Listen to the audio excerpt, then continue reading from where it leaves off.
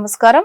Ahalya news కి స్వాగతం. ఈనాటి వార్తా విశేషాలు. 2024 ఎన్నికలు చరిత్రను తిరగరాశాయని ఆంధ్రప్రదేశ్ ముఖ్యమంత్రి నారా చంద్రబాబు నాయుడు స్పష్టం చేశారు.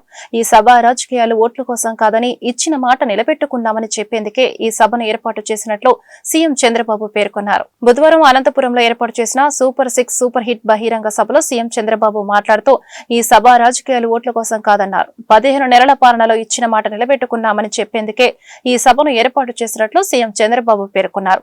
సూపర్ 6 ను సూపర్ హిట్ చేశామని చెప్పేందుకు తాము అనంతపురానికి వచ్చామన్నారు. సూపర్ 6 పథకాలను సూపర్ హిట్ చేశారని చెప్పడానికి ఈ విజయోత్సవ సభను నిర్వహిస్తున్నామన్నారు. సంక్షేమం అంటే ఓట్ల రాజకీయం కాదని బాధ్యతగా ప్రజలకు ఇచ్చిన హామీల అమలు అని అభివర్ణించారు. 57% మంది ప్రజలు ఓట్లేశారని 94% స్ట్రైక్ రేట్ వచ్చిందని 164 సీట్లు కూటమికి ఇచ్చి ప్రతిపక్షానికి హోదా కూడా లేకుండా చేశారని సీఎం చంద్రబాబు హర్షం వ్యక్తం చేశారు. గత పాలకులు ప్రజావేదికను కూల్చివేతతో విధ్వంసం మొదలుపెట్టి రాష్ట్రాన్ని ఆగాధంలోకి నెట్టిందన్నారు.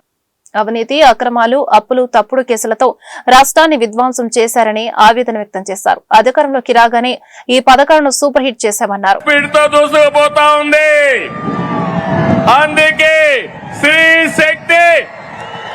సూపర్ హిట్ అని చెప్పాలి. శ్రీ శక్తి, శ్రీ శక్తి. తమిళలో అన్నదాత సుఖీభవ, పిఎం కిసాన్. రైతు బాగుంటేనే సమాజం బాగుంటుంది. ఎన్డీఏ కూటమికి రైతే రాజు. మనకు అన్నం పెట్టేది అన్నదాత. రైతన్నకు అండగా ఉండేందుకు అన్నదాత సుఖీభవ తెచ్చాం. కేంద్రంతో కలిసి 3 విడతల్లో 20,000 ఇస్తున్నాం. తొలి విడతగా 7,000 ఇచ్చాం. 47 లక్షల మంది రైతులకి 3,173 కోట్లు జమ చేశాం. అడుగుతున్నా, అనంతపూర్లో నీళ్లు వచ్చాయా లేదా అని అడుగుతున్నా. నీళ్లు ఇచ్చాం, మైక్రో న్యూట్రియంట్స్ ఇచ్చాం, 90% డ్రిప్ ఇరిగేషన్ సబ్సిడీ ఇచ్చాం. ఇంకో పక్క ఎక్కడైనా గిట్టుబాటు ధర రాకపోతే మార్కెట్ ఇంటర్వెన్షన్ చేశాం. అదే మాదిరిగా యూరియా గాని ఫెర్టిలైజర్స్ గాని ఒకటి హామీ ఇస్తున్నా. ఏ రైతుకు యూరియా కొరత రానికుండా చేసే బాధ్యత నేను తీసుకుంటానని మీ అందరికీ హామీ ఇస్తున్నాను. రైతులను కోరుతున్నా, మీరు కూడా ఎంత యూరియా కావాలనో అంతే వాడండి. అప్పుడు మనకి ఇబ్బందులుండవు. కేంద్రం మొన్నైతే నేను ఫోన్ చేసి అడిగితే వెంటనే 7 రేకులు ఇచ్చారు. భవిష్యత్తులో కూడా అవసరం మేరకు ఎరువు తెప్పిస్తామని చెప్పి కూడా నేను మీకు తెలియజేస్తున్నా. ఆర్థిక కష్టాలున్నా అండగా నిలిచాం కాబట్టి అన్నదాత సుఖీభవ సూపర్ హిట్ అవునా కాదా తమ్ముళ్ళు అడుగుతున్నా. అన్నదాత సుఖీభవ, అన్నదాత సుఖీభవ. ప్రజలు కోరుకున్న భారనే కూటమి ప్రభుత్వం అందిస్తుందని డిప్యూటీ సీఎం పవన్ కళ్యాణ్ ధీమా వ్యక్తం చేశారు. యువత, మహిళలు, రైతులు భవిష్యత్తు కోసమే సంక్షేమ పథకాలు తీసుకొచ్చామని స్పష్టం చేశారు. ఆంధ్రప్రదేశ్ రాష్ట్రం ఆర్థిక ఇబ్బందుల్లో ఉన్న ప్రజా శ్రేయస్సు కోసం, ప్రజలకు ఇచ్చిన మాట కోసం సూపర్ 6 హామీలు నెరవేర్చుతున్నామని డిప్యూటీ సీఎం పవన్ కళ్యాణ్ అన్నారు. అనంతపురంలో నిర్వహిస్తున్న సూపర్ 6 సూపర్ హిట్ బహిరంగ సభలో ఆయన పాల్గొని మాట్లాడారు. రాయలసీమను రతనాల సీమగా మార్చేందుకే కృషి చేస్తున్నామని తెలిపారు. ఒక్కో కుటుంబానికి 25 లక్షల వరకు ఆరోగ్య బీమా అమలు చేస్తున్నామని ధీమా వ్యక్తం చేశారు. ఒకే రోజు రికార్డు స్థాయిలో గ్రామ సభలు నిర్వహించామని గుర్తు చేశారు. గజ్జల మల్లారెడ్డి గారు లాంటి కవులు, ఇలాంటి వాళ్ళందరూ పుట్టిన నేల. ప్రతి రాయలసీమ కవులు, కళాకారులు అనేది ఋతువులు ఎన్నైనా మా రాళ్లసీమకి ఒకటే ఋతువు, కరువు ఋతువు. కాలాలు ఎన్నైనా మా రాయలసీమకి ఒకటే కాలం, ఎండాకాలం. దాన్ని మనం రూపుమాపే ప్రయత్నం చిత్తశుద్ధితో చేస్తోంది. పరిశ్రమలు, ఉద్యాన పంటలు, సాగునీటి ప్రాజెక్టులు మొదలైనవి చేపట్టి రాయలసీమని రతనాల సీమగా మార్చే దిశలోనే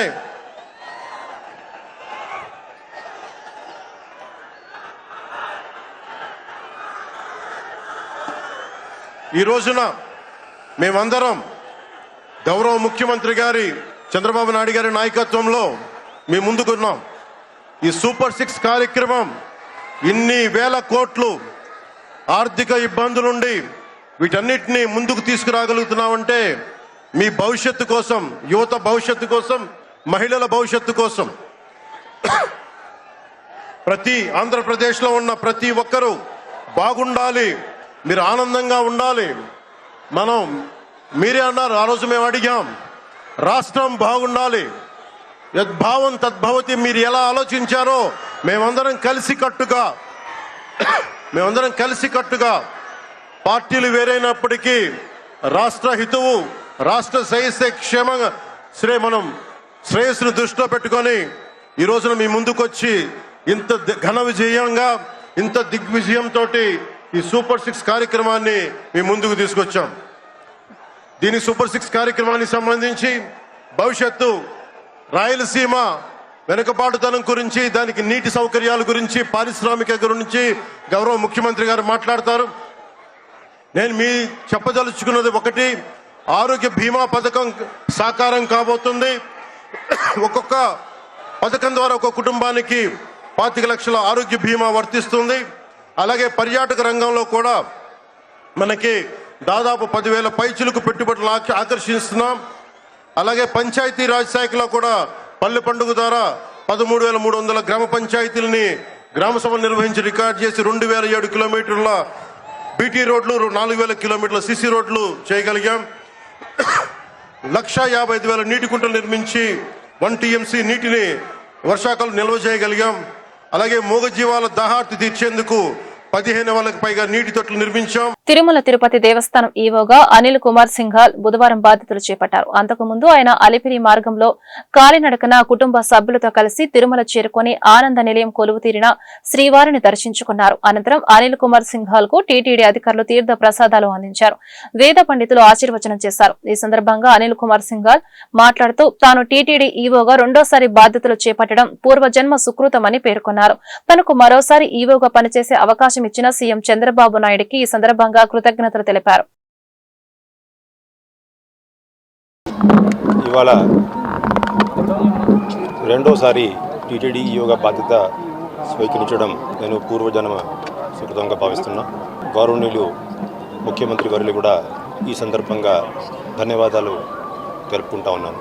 స్వామివారి సేవ చేయడం, స్వామివారి భక్తులు సేవ చేయడం, ఎటువంటి అవకాశం లభించడం అది ఏ అధికారి అయినా చాలా గొప్పగా భావిస్తారు.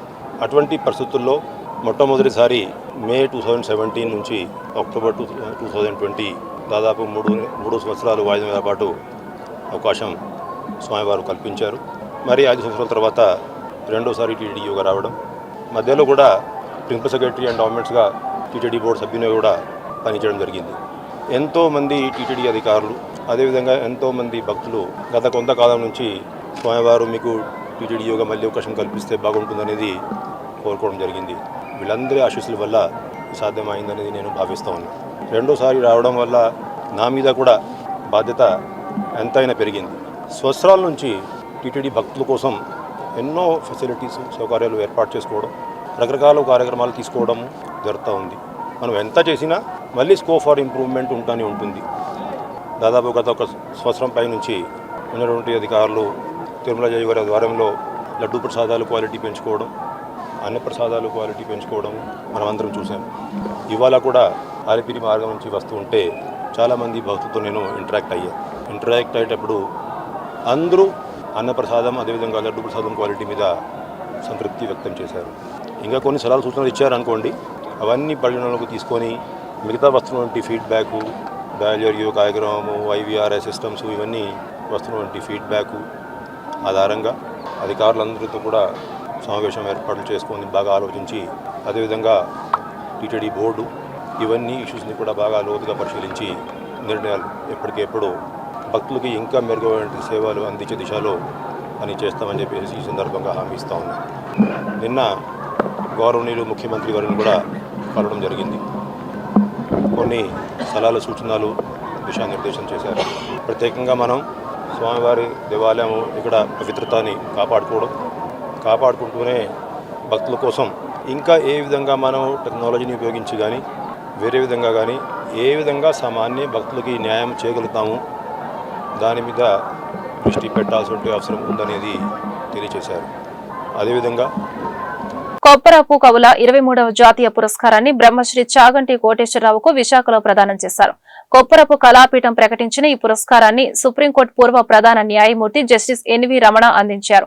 మనిషి బతకడానికి నీరు, నిప్పు, గాలి ఎలా అవసరమో భాష కూడా అంతేనని, భాష లేకపోతే సంస్కృతి మనుగడ లేవని జస్టిస్ ఎన్వి రమణ పేర్కొన్నారు. కొప్పరపు కవుల పద్యాలతోనే మాట్లాడుకునేవారని, అలాంటి పద్యాలను విద్యార్థులకు అందించేందుకు పాఠ్యాంశాలుగా అందించాలని చాగంటి కోటేశ్వరరావు అభిలాషించారు. కవి సమ్మేళనం చేద్దామంటే కవులు దొరికినటువంటి పరిస్థితి, భాష, సంస్కృతి ఇవన్నీ కూడా పుట్టుకతోటే మరి లభించేటటువంటి విషయాలు.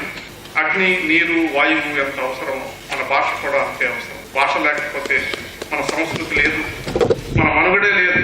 మనం ఏదో రకంగా మళ్ళా మనం తెలుగుని కనుక మన తెలుగు భాష కనుక కలిగించుకోలేకపోతే మరి రానున్న రోజుల్లో మనం తెలుగువాడిగా తెలుగు జాతి అనేటటువంటి ఉంటుందా లేదా అనేటటువంటి అనుమానం కలిగేటటువంటి పరిస్థితి వస్తుంది. కాబట్టి మీరు తెలుగు భాషలోనే మాట్లాడండి. దయచేసి మీ ఇంట్లో ఉన్నటువంటి పిల్లలతో తెలుగు భాషలో సంభాషించండి. ఆ రకంగా తెలుగుని ప్రోత్సహించండి అని చెప్పి కోరుతూ మరి రాష్ట్ర ప్రభుత్వానికి సందర్భంగా విజ్ఞప్తి చేస్తున్నా. అయ్యా, రాష్ట్రంలో మళ్ళా తెలుగు మీడియాన్ని పునరుద్ధరించండి. ఇది యావత్ తెలుగు ప్రజల యొక్క ఆశ, వారి యొక్క కోరిక అనేటటువంటి విషయం కూడా తెలియజేస్తూ, కవులకు రక్షక భటులు అలా వెళ్ళడం అన్నది కొప్పరపు కవుల విషయంలోనే వింటాం. అవధానం చెయ్యగలిగిన ప్రజ్ఞ, వేగంగా పద్యాలు చెప్పగలిగిన ప్రజ్ఞ మాత్రమే కాదు, కొన్ని లక్షల పద్యాలు వారు రచన చేస్తే ఇదేమబ్బా ఇలాంటి పద్యం రాశారు, ఇది చదవడానికి కానీ ఒకరికి చెప్పడానికి కానీ కొంచెం ఇబ్బందిగా ఉంటుంది కదా అనిపించే పద్యం ఒక్కటి నోటి వెంట రాకుండా అట్లా పద్యాలు పడ్డాయంటే అంతర్లీనంగా భక్తి గొప్పది. కొప్పరపు కవుల యొక్క ఇటువంటి మంచి మంచి పద్యాలు, తెలుగు పద్యాలు కొన్ని పాఠ్యాంశాలలో ఇస్తే నిజంగా మాశర్మ గారు చేసినటువంటి ప్రయత్నం మళ్లీ అపరభగి. అత్యవసర పరిస్థితుల్లో పనిచేసే 108 వాహనాలను సైతం గత వైసీపీ ప్రభుత్వం పట్టించుకోలేదని మంత్రి నిమ్మల రామానాయుడు ధ్వజమెత్తారు. కూటమి ప్రభుత్వం వచ్చాక కొత్త 108 వాహనాలతో పాటు పాత వాటికి మరమ్మతులు చేస్తున్నట్లు వివరించారు. పశ్చిమ గోదావరి జిల్లా పాలకొల్లు పట్టణంలో వైద్యారోగ్య శాఖ ఆధ్వర్యంలో జిల్లాకు కేటాయించిన నూతన 108 అంబులెన్స్ వాహనాన్ని మంత్రి నిమ్మల ప్రారంభించారు. అనంతరం కొంత దూరం వాహనం నడిపారు. కూటమి ప్రభుత్వం అధికారంలోకి వచ్చినటువంటి సంవత్సరం కాలంలో మళ్ళీ ఆ యొక్క పాత 108 వాహనాల స్థానంలో మళ్ళీ కొత్తవి తీసుకురావాలి. అదేవిధంగా మిగిలిన అన్ని వాహనాలు ఇంకా ఏవైతే ఉన్నాయో వాటి రిపేర్స్ అన్ని చేసి మంచి కండిషన్లో ఉంచాలి అనేటువంటి గౌరవ ముఖ్యమంత్రి చంద్రబాబు నాయుడు గారు, అదేవిధంగా మరి పవన్ కళ్యాణ్ గారి యొక్క ఆలోచనల మేరకు ఈరోజు మళ్ళీ ఆంధ్రప్రదేశ్ రాష్ట్రంలో, అందులో కూడా ప్రత్యేకించి మన పశ్చిమ గోదావరి జిల్లాలో 21 అంబులెన్సులు ఉంటే అందులో 11 అంబులెన్సులు నూతనంగా మరి నిధులు మంజూరు చేసి ఈరోజు మన జిల్లాకు అందిస్తున్నటువంటి పరిస్థితి. అందులో భాగంగా ఈరోజు 4 అంబులెన్సులు ఈ జిల్లాకు ఈ రోజు రావడం జరిగింది. ఏపీలో యూరియా కొరత తీవ్రంగా ఉందని, ప్రభుత్వం ఎరువులను సరఫరా చేసే ఉంటే రైతులు రోడ్డెక్కేవారా అని మాజీ సీఎం జగన్మోహన్ రెడ్డి ప్రశ్నించారు. ప్రభుత్వం కనీస బాధ్యతను కూడా నిర్వర్తించడం లేదని మండిపడ్డారు. కుప్పంలోనూ రైతుల పరిస్థితి దారుణంగా ఉందన్నారు. వైసీపీ పాలనలో ఎప్పుడు రైతులు రోడ్డెక్కలేదని, అప్పుడు లేని రైతు కష్టాలు ఇప్పుడు ఎందుకు వచ్చాయన్నారు. ఏపీలో యూరియా కొరత తీవ్రంగా ఉందని, ప్రభుత్వం ఎరువులు సరఫరా చేసి ఉంటే రైతులు రోడ్డెక్కేవారా అని మాజీ సీఎం జగన్మోహన్ రెడ్డి ప్రశ్నించారు. ప్రభుత్వం కనీస బాధ్యతను కూడా నిర్వర్తించలేదని మండిపడ్డారు. అసలు రాష్ట్రంలో ప్రభుత్వం పనిచేస్తుందా అని జగన్ ప్రశ్నించారు. ఇవన్నీ ఒక రాష్ట్ర ప్రభుత్వం కనీస బాధ్యతలు ఇవన్నీ. కానీ అన్ఫార్చునేట్ గా కనీస బాధ్యతలు కూడా ఈరోజు రాష్ట్ర ప్రభుత్వంలో కనపడని పరిస్థితులు.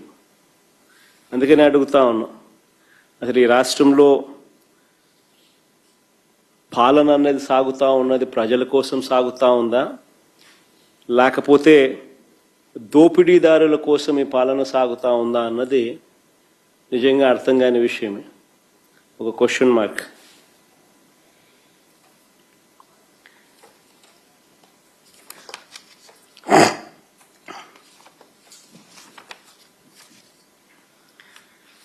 మొదటి టాపిక్ లేఖిక వెళ్తే, రైతులకు అందాల్సిన ఎరువులు బ్లాక్ మార్కెట్ చేస్తూ ఈరోజు స్కాములు కనిపిస్తూ ఉన్నాయి.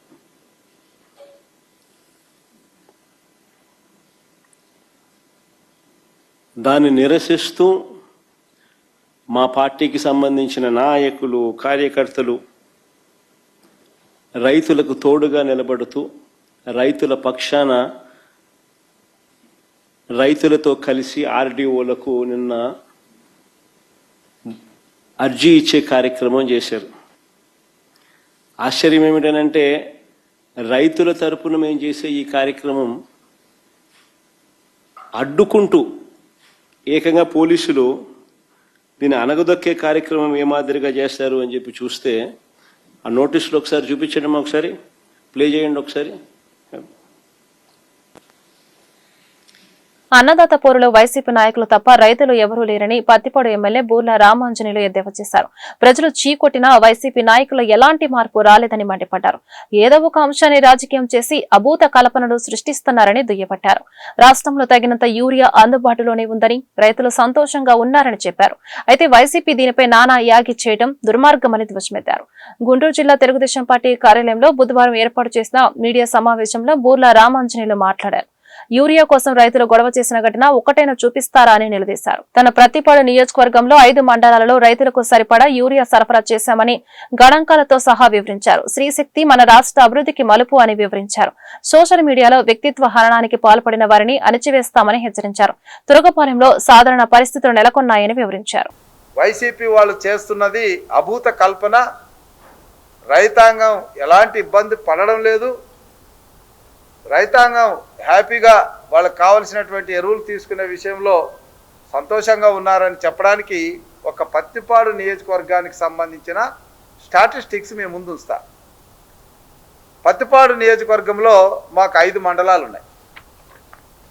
ఈ 5 మండలాల్లో ఒట్టి చెరుకూరు తీసుకుంటే 6,370 ఎకరాలు, అందులో 3,144 ఎకరాలు పంట వేశాం.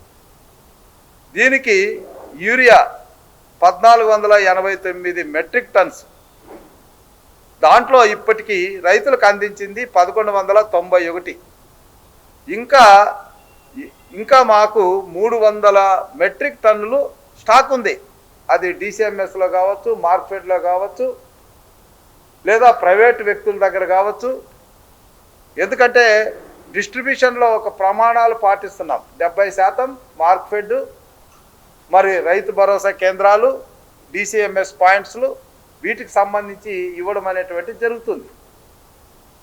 మిగిలిన 30% ప్రైవేట్ డీలర్స్కి ఇస్తారు. సో ఇక్కడ స్టాక్ ఉంది.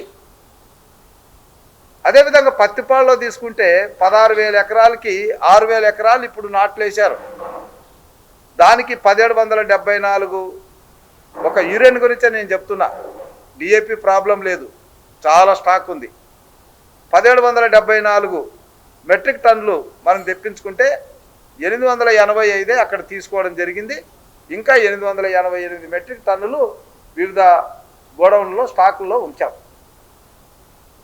ఇకపోతే గుంటూరు రూరల్కి సంబంధించి 10,359 ఎకరాలకి 6,678 ఎకరాల్లో పంట వేస్తే దానికి కావాల్సింది 550 మెట్రిక్ టన్నులకు గాను 452 తీసుకున్నారు.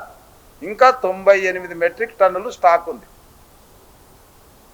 పెదనందిపాడు తీసుకుంటే 7,830 ఎకరాలకు గాను 1,778 నాట్లు వేశారు.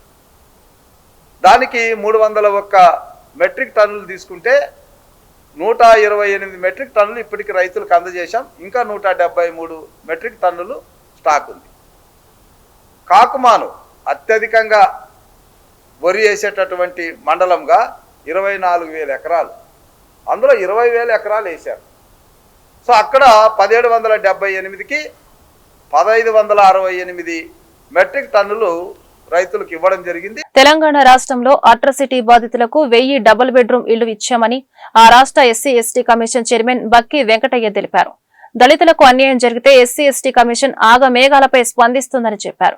గుంటూరు బ్రాడిపేటలోని సిపిఎం జిల్లా కార్యాలయంలో బుధవారం దళిత బహుజన ఫ్రంట్ ఆధ్వర్యంలో పల్లె వీరుల మహోత్సవంలో భాగంగా జరిగిన రాష్ట్ర సదస్సులో దళిత గిరిజన హక్కుల పరిరక్షణలో ఎస్సీ ఎస్టీ కమిషన్ పాత్ర అనే అంశంపై తెలంగాణ రాష్ట్ర ఎస్సీ ఎస్టీ కమిషన్ చైర్మన్ బక్కి వెంకటయ్య మాట్లాడారు. తొలుత ఆయన డాక్టర్ బిఆర్ అంబేద్కర్, చుండూరు దళిత పల్లె వీరుడు కొమర్ల అనిల్ కుమార్ ఫోటోలకు ఘనంగా నివాళులర్పించారు. అనంతరం ఆయన మీడియాతో మాట్లాడుతూ కారంచెడు, చుండూరు మరణకాండలపై పోరాడి ఎస్సీ ఎస్టీ కమిషన్ సాధించుకున్నామని గుర్తు చేశారు. తెలంగాణలో ఎస్సీ ఎస్టీ కమిషన్ బాగా పనిచేస్తుందని పలు ఘటనలను ఉదాహరించారు. ఎస్సీ ఎస్టీ సబ్ ప్లాన్ నిధులు వారి సంక్షేమానికి ఉపయోగిస్తున్నామని పేర్కొన్నారు. ఈ కార్యక్రమంలో మాజీ మంత్రి డొక్క మాణికవర ప్రసాద్, కొరివి వినయ్ కుమార్, విశ్రాంత ఉద్యోగులు కె రవికుమార్, రత్నప్రసాద్, కృష్ణానాయక్, దేవాకుమార్, బాబు, సల్మాన్ పాల్, విద్యాసాగర్, సునీల్, భాగ్యరావు తదితరులు పాల్గొన్నారు. అందరికి కూడా జై భీములు, నమస్కారాలు. ఈరోజు పల్లె వీరుడు మన ప్రవీణ్ అనిల్ కుమార్ యొక్క వర్ధంతి సందర్భంగా ఈరోజు సభకు మరి దళిత హక్కులు, ఎస్సీ ఎస్టీ కమిషన్ పాత్ర అనే అంశంపై ఈరోజు నన్ను ఆహ్వానించడం జరిగింది. మరి ఆహ్వానితులకు అందరికీ కూడా నా యొక్క జై భీములు తెలియజేస్తూ ఉన్నాను. ముఖ్యంగా భారతదేశంలో ఒక రాజ్యాంగం ఏర్పడి డాక్టర్ బిఆర్ అంబేద్కర్ గారు మనకు రాజ్యాంగాన్ని ప్రసాదించిన తర్వాత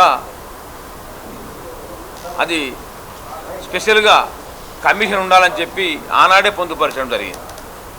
కానీ ప్రభుత్వాలు దాన్ని పిడచెవున పెట్టి దాన్ని అమలు రానియకుండా ఉన్న తరుణంలో మరి 1991 సంవత్సరంలో కారంచేరు నీరుగొండలో మారణహోమం జరిగింది. ప్రపంచం దృష్టి అంతా, భారతదేశం దృష్టి అంతా ఉమ్మడి ఆంధ్రప్రదేశ్ అయినటువంటి మా రాష్ట్రంపై పడ్డది. మనందరూ కూడా చాలామంది మేధావులు అప్పుడు ఉన్నటువంటి వెంకటస్వామి పార్లమెంట్లో, తర్వాత ఇక్కడ ఉన్నటువంటి చాలా మన ఆంధ్రప్రదేశ్లో ఉన్నటువంటి మా ఉమ్మడి ఆంధ్రప్రదేశ్లో ఉన్నటువంటి చాలామంది దళిత నాయకులు చాలామంది కూడా కొట్లాడి, బుజ్జాతారకం కావచ్చు, జస్టిస్ పున్నయ్య కావచ్చు, వాళ్ళందరూ కూడా చాలామంది మేధావులు అంటే వాళ్ళు కొట్లాడి ఇలా మన ఎస్సీ ఎస్టీ కమిషన్ అనేది ఏర్పాటు చేయాలని చెప్పి మనమందరం ఇలా కారంచేరు నీరుగొండ యొక్క ఘటన తర్వాతనే మన కమిషన్ అనేది ఏర్పాటు చేసిన సంగతి మీ అందరికీ తెలుసు. మరి డబుల్ బెడ్రూమ్ ఇల్లు కూడా మేము ఒక భారతదేశంలో ఎక్కడ ఏ ఎస్సీ ఎస్టీ కమిషన్ కూడా కింది చెప్పే స్కీమ్ ప్రారంభించలేదు. మేము ఎస్సీ ఎస్టీ విక్టిమ్స్ ఏది మర్డర్ అయిన వాళ్ళు కానీ, రేప్ కేసు కానీ, గ్యాంగ్ రేప్ కానీ, SC ST atrocity case book అయిన వాళ్ళకి అందరికీ కూడా దాదాపు ఒక 1000 ఇండ్లు ఇలా ఎస్సీ ఎస్టీలకు కేటాయించి హైదరాబాద్ మెట్రోపాలిటన్ కల్చర్ ఉన్నటువంటి హైదరాబాద్ టౌన్లో, మేడ్చల్ మల్కాజ్గిరి జిల్లా, హైదరాబాద్, రంగారెడ్డి 3 జిల్లాల్లో ఒక 1000 ఇండ్లు కూడా పంపిణీ సంగతి మీ అందరూ తెలియజేస్తూ ఉన్నాను. మరి ఎస్సీ ఎస్టీ కమిషన్ ఇట్లా చేసడం వలన మీ ఆంధ్రప్రదేశ్ యొక్క ఎస్సీ కమిషన్ చైర్మన్ జవహర్ గారు, తర్వాత కర్ణాటక చైర్మన్ గారు, మహారాష్ట్ర చైర్మన్ గారు ఫోన్ చేసి మీరు ఏ విధంగా ఇస్తున్నారో మాకు చెప్పండి అంటే చెప్తే జియో కాపీలు మొత్తం కూడా వాళ్ళకు నేను నెట్లో ఉన్నాయి డౌన్లోడ్ చేసుకోమని చెప్పిన వాట్సాప్ కూడా వాళ్ళు పంపించడం జరిగిందని చెప్పి కూడా ఈ సందర్భంగా తెలియజేస్తూ ఉన్నా. చైర్మన్ వెంకటయ్య గారు, వాళ్ళ టీం మెంబర్స్ అందరినీ మన కొరి వినయ్ కుమార్ గారు ఈరోజు ఆహ్వానించారు. వారు వచ్చినందుకు వారికి ధన్యవాదాలు. వారు ఒక మంచి సందేశాన్ని ఇచ్చారు. అక్కడ ఏ విధంగా ఎస్సీ ఎస్టీ కమిషన్ పనిచేస్తుందో ఆ కార్యక్రమాలన్నీ వారు వివరించారు. అదే స్ఫూర్తితో మరి ఇది ఆయన కూడా చెప్పారు, జస్టిస్ పున్నయ్య గారి స్ఫూర్తితో నేను పనిచేస్తున్నా అని చెప్పారు. ఆంధ్రప్రదేశ్లో కూడా ఆ కార్యక్రమాలు వేగవంతం చేసేందుకు, ఆ విధంగా పనిచేసే విధంగా మనందరం కూడా సెన్సిటైజ్ చేయాల్సిన అవసరం ఉంది. అందుకని నేను అనేది ఏంటంటే వినయ్ కుమార్ గారికి నా మనం ఏంటంటే వెంకటయ్య గారిని కనీసం మూడు ప్రాంతాలు మీటింగ్ పెట్టి, ఉత్తరాంధ్ర ఒకసారి, రాయలసీమలో ఒకసారి మీటింగ్ పెట్టి తెలంగాణ కమిషన్ ఇలా పనిచేస్తుంది, ఆంధ్రప్రదేశ్ కమిషన్ కూడా ఆ విధంగా పనిచేయాలి, ఆ విధంగా రిజల్ట్ తేవాలని చెప్పి విధంగా కొంత ప్రభుత్వ అధికారులకి సూచనలు వెళ్ళే విధంగా వారిని 3 ప్రాంతాల్లో 3 మీటింగ్లు ఆహ్వానిస్తే బాగుంటుంది. తద్వారా అధికారులు కొంత అలర్ట్ అవుతారు, కొంత నేర్చుకుంటారని నేను తెలియజేస్తూ మహిళలకు ఉచిత బస్సు ప్రయాణం కల్పించడంతో ఆటో కార్మికుల ఉపాధి కోల్పోయి ఆర్థికంగా తీవ్ర ఇబ్బందులు పడుతున్నారని ఆటో యూనియన్ జిల్లా ప్రధాన కార్యదర్శి ఆకిటి అరుణ్ కుమార్ జిల్లా అధ్యక్షుడు మంగా శ్రీనివాసరావు తెలిపారు. గుంటూరు కొత్తపేటలోని సిపిఐ జిల్లా కార్యాలయంలో ఏర్పాటు చేసిన మీడియా సమావేశంలో వారు మాట్లాడుతూ ఆటో డ్రైవర్ల కష్టాలకు కూటమి ప్రభుత్వం తీసుకున్న నిర్ణయాలే కారణమని మండిపడ్డారు. శ్రీశక్తి పేరుతో సభను నిర్వహిస్తున్న నేతలు ఆటో కార్మికుల జీవన స్థితిగతుల గురించి ఈ సభలో ఒక్క మాట కూడా ప్రస్తావించడం లేదని ఆవేదన వ్యక్తం చేశారు. ఎన్నికల హామీ మేరకు ఆటో కార్మికులకు ఇచ్చిన హామీలన్నీ అమలు చేయాలని డిమాండ్ చేశారు. కూటమి వైఖరిని నిరసిస్తూ ఈ నెల 15వ తేదీన జిల్లా కలెక్టరేట్ వద్ద జరగబోయే ధర్నాలో ఆటో కార్మికులు పెద్ద ఎత్తున పాల్గొని తమ ఆవేదనను ప్రభుత్వానికి తెలియజేయాలని పిలుపునిచ్చారు. ఈ సమావేశంలో ఆటో యూనియన్ నగర అధ్యక్షుడు కురాకుల రాంప్రసాద్, సహాయ కార్యదర్శి ఎండి బాబర్ పాల్గొన్నారు. ఆగస్టు 15 నుంచి ఈ ఆంధ్ర రాష్ట్ర ప్రభుత్వం మహిళలకి ప్రవేశపెట్టిన శ్రీశక్తి పేరుతో ప్రవేశపెట్టినటువంటి ఉచిత బస్సు ప్రయాణం, దానివల్ల ఆటో డ్రైవర్లు తీవ్రంగా నష్టపోతూ ఉన్నారు. ప్రధానంగా ఈ గుంటూరు జిల్లాలో, గుంటూరు నగరంలో ఆటో కార్మికులు అనేక ఇబ్బందులకి గురవుతూ ఉన్నారు. రాష్ట్ర వ్యాప్తంగా ఆటో కార్మికులు ఎదుర్కొన్నటువంటి సమస్యల్ని పరిష్కారం కోరుతూ ఈ నెల 15వ తేదీన పెద్ద ఎత్తున కలెక్టర్ కార్యాలయం వద్ద ఆందోళనకి పిలుపునివ్వడం జరిగింది. రాష్ట్ర వ్యాప్తంగా కూడా అన్ని నియోజకవర్గాల్లో ఎమ్మెల్యేలు, అధికారులు అందరూ కూడా విజయవంతమైంది సూపర్ 6 పేరుతో, శ్రీశక్తి సూపర్ సక్సెస్ పేరుతో విజయోత్సవ సభలు నిర్వహించుకుంటా ఉన్నారు. మేము ఒకటే అడుగుతా ఉన్నాం, మీరు నిర్వహిస్తున్నటువంటి విజయోత్సవ సభలు ఆటో కార్మికుల యొక్క బాధలు మీకు కనబడడం లేదా? వాళ్ళ కుటుంబాల్లో మహిళలు లేరా? వాళ్ళు ఆకలితో పస్తులతో ఉంటే మీరు ఏ విధంగా విజయోత్సవ సభలు జరుపుకుంటామని చెప్పేసి మేము అడుగుతా ఉన్నాం.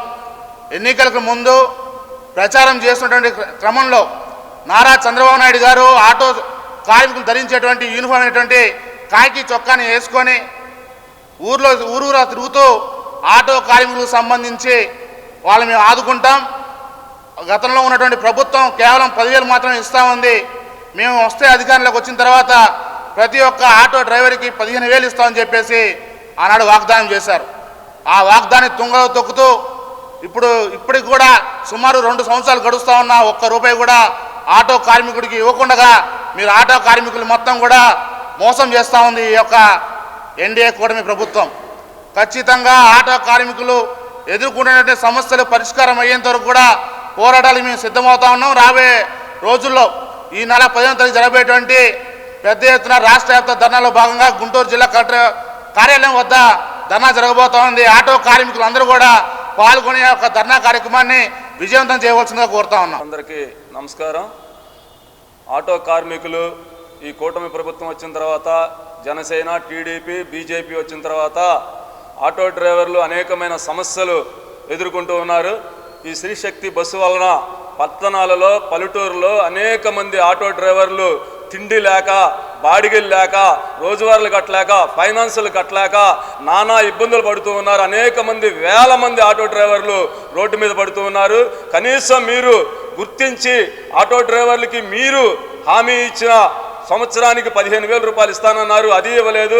సంక్షేమ బోర్డు ఏర్పాటు చేస్తున్నారు, అది కూడా సంక్షేమ బోర్డు ఏర్పాటు చేయలేదు.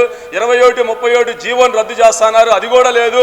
ఒక్క హామీని కూడా మీరు నెరవేర్చుకోకుండా ఆటో డ్రైవర్ని మోసం చేస్తున్నారు. ఆటో డ్రైవర్ల దగ్గర నుండి ఓట్లు వేయించుకొని ఆటో డ్రైవర్ల కుటుంబాలు ఓట్లేసి మీరేదో న్యాయం చేస్తారు, ఆటో డ్రైవర్లను ఉద్ధరిస్తారని మిమ్మల్ని గెలిపిస్తే అనేకమైన మోసాలు మీరు కూటమి ప్రభుత్వం ఆటో డ్రైవర్ని మోసం చేస్తుంది. ఇది మేము సహించము. రోడ్డు ఎక్కడానికి కారణము మీరే. అనేక మంది ఆటో డ్రైవర్లు పాదయాత్ర చేస్తూ ఉన్నారు. ఒక పక్క ఫైనాన్షియల్ ఏదిస్తూ ఉన్నారు, ఒక పక్క రోజువారీలు కట్టుకోలేక, కుటుంబం పోషించుకోలేక, బిడ్డలు చదివించలేక అనేక మంది ఆటో డ్రైవర్లు ఈరోజు రోడ్డు మీద పడటానికి కూటమి ప్రభుత్వమే కారణం. కాబట్టి ఈ కూటమి ప్రభుత్వం వెంటనే కళ్ళు తెరిచి సంవత్సరానికి ఇచ్చిన హామీని నెరవేర్చండి. గత ప్రభుత్వం సంవత్సరం 10,000 ఆటో డ్రైవర్లకు ఇచ్చి ఆదుకుంటే మేము ఉన్నాము, మేము వస్తే మిమ్మల్ని ఆదుకుంటామని చెప్పిన ఈ ప్రభుత్వము ఇంతవరకు ఏ హామీని కూడా నెరవేర్చుకోకుండా సంవత్సరానికి ఇస్తానన్న 15,000 రూపాయలు ఇచ్చి సంక్షేమ బోర్డును ఏర్పాటు చేయాలి. ఆ సంక్షేమ బోర్డు వల్ల ఆటో డ్రైవర్లకి అనేకమైన మేలులు జరుగుతాయి. ఇన్సూరెన్స్ ఇస్తున్నారు, అది లేదు. ఆటో డ్రైవర్ ఈ రోడ్డు మరణిస్తే ఏమి దిక్కు లేని పరిస్థితిలో ఆటో డ్రైవర్ ఉన్నాడు.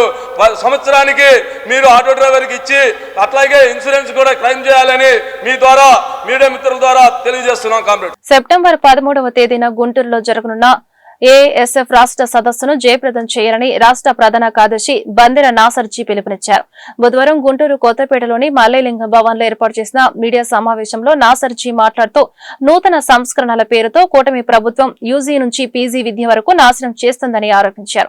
మెడికల్ కళాశాలను ప్రైవేటీకరణ చేస్తే పేద విద్యార్థులు వైద్య విద్యకు దూరమయ్యే ప్రమాదం ఉందని ఆందోళన వ్యక్తం చేశారు. విద్యార్థులు ఎదుర్కొంటున్న అన్ని సమస్యలను పరిష్కరించాలని డిమాండ్ చేశారు. ఈ సమావేశంలో ఏఎస్ఎఫ్ రాష్ట్ర ఉపాధ్యక్షురాలు బాల నవ్యశ్రీ, జిల్లా సహాయ కార్యదర్శి అమర్నాథ్, సాగర్, అంకమరావు, వినయ్ తదితరులు పాల్గొన్నారు. గత ప్రభుత్వంలో నూతన జాతీయ విద్యా విధానం వల్ల మూసివేయబడ్డ 4000 పాఠశాలని తెరుస్తామని హామీ ఇచ్చారు. కానీ అధికారంలోకి వచ్చిన తర్వాత ఏ ఒక్క పాఠశాల కూడా తెరవలేదు. ఇంకా మరికొన్ని పాఠశాలలు మూసివేసే పరిస్థితి రాష్ట్రం నెలకొంటా ఉంది. అదేవిధంగా నారా లోకేష్ గారు తన యువగలం పాదయాత్రలో భాగంగా 186వ రోజు ఆగస్టు 16, 2023 సంవత్సరంలో మంగళగిరిలో హామీ ఇచ్చారు. మేము అధికారంలోకి వచ్చిన వెంటనే రాష్ట్రంలో ప్రభుత్వ మెడికల్ కళాశాలలు మొత్తం పూర్తి స్థాయి నిర్మిస్తాము, ప్రతి ఒక్క పేద విద్యార్థికి వైద్య దగ్గర చేస్తామని చెప్పారు. అధికారంలోకి వచ్చిన తర్వాత ఈరోజు దాదాపు 10 కళాశాలని పీపీపీ విధానంలో అమలు పరుస్తూ ఉన్నాము. ప్రైవేట్ వ్యక్తులు అప్పచెప్తామని చెప్తా ఉన్నారు. దాన్ని ఏఎస్ఎఫ్గా పూర్తిగా వ్యతిరేకిస్తూ ఉన్నాం. ఎందుకంటే 2-3 సంవత్సరాల పాటు లాంగ్ టర్మ్ కోచింగ్లు తీసుకుంటూ లక్షల రూపాయలు వెచ్చిచ్చి ఎంబీబీఎస్ అవ్వాలని కలగనటువంటి విద్యార్థుల కళని పూర్తి స్థాయిలో రాష్ట్ర ప్రభుత్వం అమ్మేస్తూ ఉంది. ఏఎస్ఎఫ్గా ప్రశ్నిస్తూ ఉన్నాం. మీకు ఈ రాష్ట్రంలో దళిత విద్యార్థులు ఈరోజు డాక్టర్లు అవ్వడం ఇష్టం లేదా? మైనార్టీ విద్యార్థులు ఎంబీబీఎస్ చదువుకోవడం ఇష్టం లేదని చెప్పని ఏఎస్ఎఫ్గా ప్రశ్నిస్తూ ఉన్నాం. ఈరోజు రాష్ట్రంలో గత ప్రభుత్వంలో 10 మెడికల్ కళాశాలలు వచ్చినాయి. 17 కళాశాలల్లో దాదాపు 5 పూర్తయినాయి. మిగతా 12 పూర్తి నిర్మిస్తామని చెప్పి అధికారంలోకి వచ్చిన తర్వాత పూర్తి స్థాయిలో విద్యార్థులు మోసం చేస్తూ ఉన్నారు. దీనివల్ల అనేక మంది పైగా 2400 మంది విద్యార్థులకి ఎంబీబీఎస్ దూరం అయ్యే పరిస్థితి. అదేవిధంగా యూనివర్సిటీలు మెరుగుపరుస్తామని చెప్పారు. రాష్ట్రంలో 8 యూనివర్సిటీలకి పూర్తి స్థాయిలో వైస్ ఛాన్సలర్స్ లేరు. వైస్ ఛాన్సలర్స్ పర్మనెంట్ వాళ్ళు లేకుండా ఈరోజు అభివృద్ధి ఎలా అయిద్దని చెప్పి ఏఎస్ఎఫ్ ప్రశ్నిస్తూ ఉన్నాం. జీవో నెంబర్ 70 రద్దు అన్నారు. 70 రద్దు ఊసే లేదు. రాష్ట్రంలో దాదాపు 10,30,000 మంది విద్యార్థులు చేతిలో సర్టిఫికేట్లు లేక విద్యార్థులు పూర్తిగా ఇబ్బందులు పడుతూ ఉన్నారు. Reimbursement scholarship. నా పేరు Bala Navyasri Lingisetti, AISF state girls convener. మన ఎన్డీఏ కూటమి ప్రభుత్వం ప్రతిపక్షంలో ఉన్నప్పుడు మన జగన్మోహన్ రెడ్డి గారి హయాంలో 15,000 అమ్మఒడి ఇస్తామని చెప్పి ప్రచారం చేశారు. కానీ 13,000 ఇచ్చారు, 2,000 కోత బిగించారని చెప్పి ప్రతిపక్షంలో ఉన్నప్పుడు మా ప్రభుత్వాన్ని అధికారం ఇవ్వండి, మేము బాగు చేస్తామని చెప్పి గొప్పలకు పోయారు. ఈరోజు అధికారం ఇస్తే వీళ్ళు కూడా అదే విధంగా 15,000 రూపాయలు ఇస్తామని చెప్పి మోసం చేసి 2,000 కోత బిగించి 13,000 రూపాయలు విద్యార్థులకి అమ్మఒడిని ఇస్తూ ఉన్నారు. అదేవిధంగా డిగ్రీ విద్యార్థులను చూసుకుంటా ఉంటే వాళ్ళు ఇంటర్మీడియట్ ఎగ్జామ్స్ మార్చిలో పూర్తి చేసుకుంటే వాళ్ళకి అడ్మిషన్స్ నోటిఫికేషన్స్ ఈనాడు సెప్టెంబర్లో వస్తూ ఉండడం చూస్తూ ఉన్నాము. ఇదే విధంగా వెళ్తూ ఉంటే డిగ్రీ విద్యార్థులు డిగ్రీ విద్య దూరమయ్యే ఆవశ్యకత అక్కడ కనిపిస్తూ ఉంది. 5 నెలల వ్యవధి తీసుకుంటా ఉంటే విద్యార్థులు ఎంసెట్ అని బీటెక్ కోచింగ్ అని చెప్పేసి వేరే విధంగా వెళ్ళిపోతూ ఉన్నారు. డిగ్రీ విద్యార్థులు పూర్తి చేసుకుంటేనే పీజీ విద్య అభివృద్ధి అవుతుంది. ఇంత లాంగ్ టర్మ్ తీసుకుంటా ఉంటే విద్యార్థులు డిగ్రీ విద్యని దూరం చేస్తూ ఉండటం అనేది మనం ఇక్కడ కనిపిస్తూ ఉంది. ఈరోజు ఇంటర్మీడియట్ విద్యా సంస్థలు అన్నిటిని తీసుకెళ్ళి నారాయణ లాంటి కార్పొరేట్ వాళ్ళ క్యాబినెట్ మంత్రుల చేతుల్లో పెడతా ఉండటం మనం చూస్తూ ఉన్నాం. అదేవిధంగా ఈనాడు మెడికల్ విద్యను చూస్తూ ఉంటే ప్రైవేటీకరణ చేస్తామని చెప్పేసి త్వరలో అది కూడా చూస్తూ ఉన్నాము. హై స్కూల్ లెవెల్ నుంచి డిగ్రీ లెవెల్ ఇంటర్మీడియట్ లెవెల్ వరకు కార్పొరేట్ చేతుల్లోనే విద్యా వ్యవస్థలు ఈరోజు నడుస్తూ ఉండటం మనం చూస్తూ ఉన్నాం.